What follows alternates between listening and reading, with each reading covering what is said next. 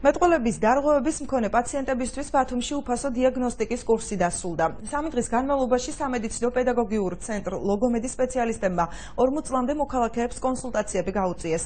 მეტყველების განვითარებისა და კორექციის ცენტრის სპეციალისტები დარღვევების აღმოჩენის შემთხვევაში მოქალაქეებს შემდგომშიც დაეხმარებიან.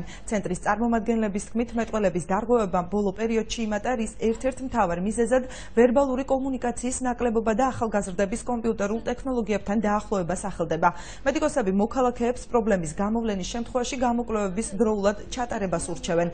მეტყველების განვითარებისა და კორექციის ცენტრი რეგიონებში უფასო კონსულტაციების ჩატარებას სამომავლოდაც გეგმავს.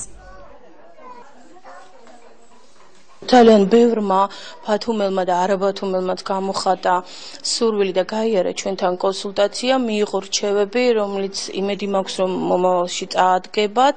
გარდა ამისა, საკმაოდ ბევრმა გადაწყვიტა, რომ თბილისში გვესტუმროს და შედარებით უფრო ხანგრძლივი და გრძელვადიანი მეტყველების თერაპია უშუალოდ ჩვენ ცენტრში გაიაროს. სხვადასხვა ფაქტორების გავლენით იმდენად გახშირდა და გაიზარდა მეტყველების დარღვევები, ნებისმიერი ტიპის დარღვევები, რომ ზუსტად აი ამან გვიბიძგა ჩვენ რეგიონებში გასვლითი აქციები მოგვეწყო. გავიგე იმის შესახებ, რომ ტარდება აქცია მეტყველების მოსვლასთან დაკავშირებით და გადავწყვიტე მომეყვანა ჩემი შვილი, რადგანაც გრძნობ რომ აქვს პრობლემა მეტყველებასთან დაკავშირებით.